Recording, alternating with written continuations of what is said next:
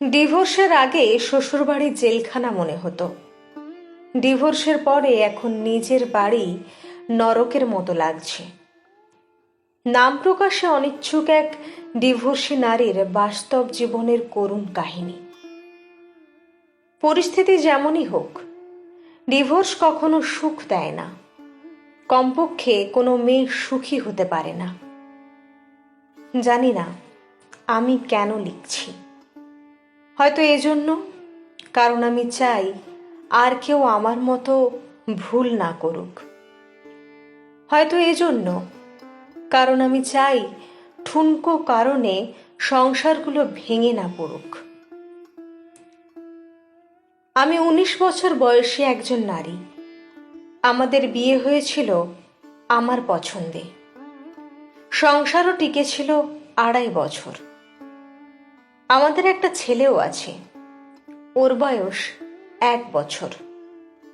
আমার স্বামীর স্বভাব চরিত্র সবই বেশ ভালোই ছিল, শুধু একটু জেদি। অবশ্য তাও সব সময় না, মাঝে মধ্যে। মানুষ ভাবে ওর বদ জেদের জন্যই বুঝি আজ এই অবস্থা। কিন্তু আমি জানি আমাদের সমস্যার শুরুটা ওর দিক থেকে হয়নি। সব সংসারেই তো টুকটাক কিছু সমস্যা থাকে। ওরকম আমাদের মধ্যেও মাঝে মাঝে ঝগড়াঝাটি হতো, কিন্তু ঝগড়া বাঁধলেই আমি তল্পি তল্পা গুছিয়ে বাপের বাড়ির দিকে হাঁটা দিতাম। বাপের বাড়িতে বোনেরাও হাসতো, আর ভাইরা তো ছিলই।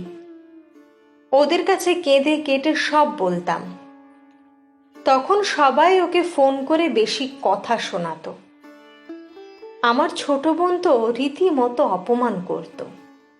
আমার কাছেও মনে হতো ঠিকই আছে, কত বড় সাহস আমার সাথে লাগতে আসে, আমাকে নিজের মতো চালাতে চায়। আমার মধ্যে কেমন একটা জেদ কাজ করত। ওর কাছে ছোট হব, ওর কাছে নিজের ভুল স্বীকার করব, মাফ চাইব, এটা ভাবতেই পারতাম না। উল্টে বড় গলা করে বলতাম, ডিভোর্স দাও। তোমার মতো লোকের সাথে কে সংসার করবে? তবে ডিভোর্স আমি কখনোই মন থেকে চাইনি। ওটা ছিল মুখের কথা।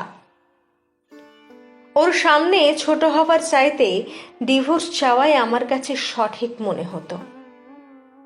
একদিনের কথা এখনো মনে পড়ে। সেদিন ছোট একটা ব্যাপার নিয়ে তর্ক করতে করতে দুজনেই খুব উত্তেজিত হয়ে পড়েছি।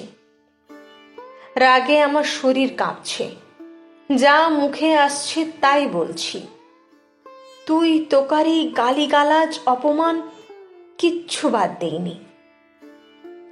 এক পর্যায়ে সহ্যের বাঁধ ভেঙে ও আমার গায়ে হাত তুলল। এর আগে কিংবা পরে কখনোই ও আমার গায়ে হাত তোলেনি, কিন্তু ওই একটা থাপ্পড়, ওটাই যথেষ্ট ছিল। আমি বাপের বাড়ি চলে গেলাম। আর হ্যাঁ, বরাবরের মতো এবারও আমি নিজের দোষের দিকটা না বলে খালি ওর দিকটাই বলে গেলাম। মানুষের দোষ দিয়ে আর কি লাভ? সবাইকে যা বলেছি সেটার উপর ভিত্তি করেই তারা বিচার করেছে। পরিবারের সবাই বলল, এমন ছেলের সাথে সংসার করার কোনো দরকার নেই, মামলা ঠুকে দাও। আমি সবার পরামর্শে মামলা করলাম।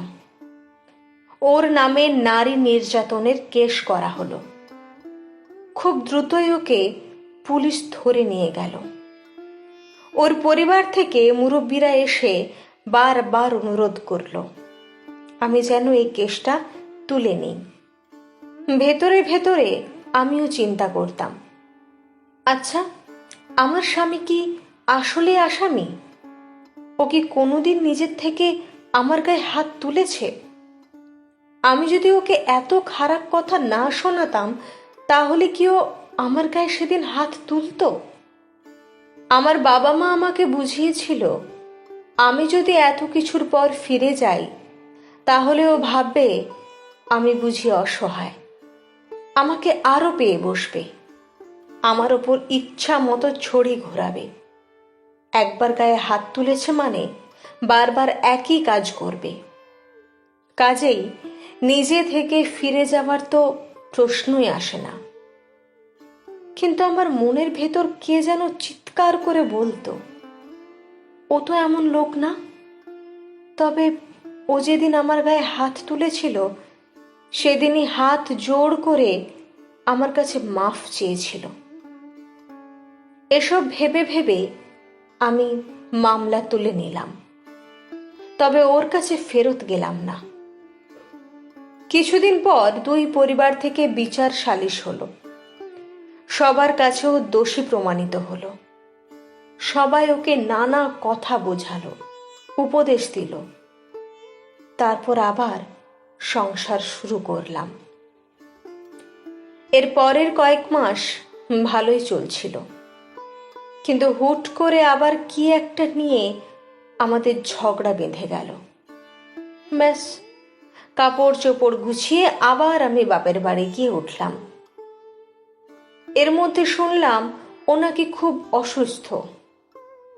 আমি বাড়ি ফিরতে চাইলে আমার পরিবার বলল, এভাবে একটা ঝগড়ার পর একা একা ফিরলে সেটা ভালো দেখায় না। আর আমার বোনদের কথা ছিল, ওসব অসুস্থ টসুস্থ কিছু না, সব বাহানা। আমরা চাচ্ছিলাম ওই পক্ষ থেকে কিছু আত্মীয় স্বজন এসে ওর ভুল স্বীকার করে আমাকে হাতে পায়ে ধরে নিয়ে যাক, কিন্তু এবার কেউ আসলো না। এরও কিছুদিন পর ও আমাকে ডিভোর্স লেটার পাঠিয়ে দিল। ডিভোর্স লেটার দেখে আমাদের পরিবারের সবাই খুব ক্ষেপে গেল। কত বড় সাহস, মেয়েকে এত কষ্টে রেখেছে তার উপর ডিভোর্স লেটার পাঠায়। সবার কথায় আমার কাছেও মনে হলো, ঠিকই তো, কত বড় সাহস, আমাকে ডিভোর্স দিতে চায়। ওর সব ভুলগুলো চোখের ওপর আসতে লাগলো। মা বাবা মনে করিয়ে দিল ও হলো সেই ছেলে যে কিনা আমার গায়েও হাত তুলেছে। প্রতিশোধের আগুনে জ্বলতে জ্বলতে আমিও ঠিক করলাম, এবার ডিভোর্সই দেব। কে চায় এমন ফালতু লোকের সংসার করতে? কোর্টে গিয়েও ওকে হেনস্থা করার চেষ্টা করলাম। আমার মাসিক খরচ বাড়িয়ে একটা আকাশ ছোঁয়া অঙ্ক দাবি করলাম। আমি চাইছিলাম ওর যেন দেওয়ালে পিঠ ঠেকে যায়, যেন নিজে থেকে আমার কাছে এসে আবার সংসার করতে চায়। আসলে ডিভোর্স হোক আমি কখনোই চাই না, কিন্তু জেদ আমাকে খেয়ে নিচ্ছিল। আগ বাড়িয়ে ওকে ডিভোর্স তুলে নিতে বলা আমার পক্ষে অসম্ভব। ওর কাছে ছোট হওয়া আমি মানতেই পারি না। কিন্তু আশ্চর্য ব্যাপার, ও আমার আকাশ ছোঁয়া সমস্ত দাবি মেনে নিল। আমাদের ছেলেকে আমি পেয়ে গেলাম, ভরণ পোষণ, মাসিক খরচ, ওর সম্পত্তি সব। বিনিময়ে ও পেল শুধু ডিভোর্স। আমাদের ডিভোর্স হয়েছে আজ 3.5 বছর। ও আবারও বিয়ে করেছে, সুখেই আছে বোঝা যায়। আসলে ওর মতো নির্ঝঞ্ঝাট স্বামীকে নিয়ে মেয়েরা হয়তো সুখেই থাকবে। এখন আমার নিজের কথা ভেবে আফসোস হয়। মানুষের মুখের কথা কখনো কখনো ছুরির চেয়েও ধারালো হতে পারে। ও আমাকে একবার থাপ্পড় মেরেছিল ঠিকই, কিন্তু আমি কথার তীরে ওকে ছিন্ন বিচ্ছিন্ন করে ফেলতাম। শারীরিক নির্যাতন করিনি সত্যি, কিন্তু মানসিকভাবে কষ্ট দিতাম। এসব কথা আমার মা বাবাকে কখনোই বলা হয়নি। নিজের দোষের কথা মানুষ কতটাই বা বলে। মাঝে মাঝে ভাবি, ইস, আমার পরিবার যদি একটু নিজে থেকে বুঝে আমাকে সংসার করার উপদেশ দিত।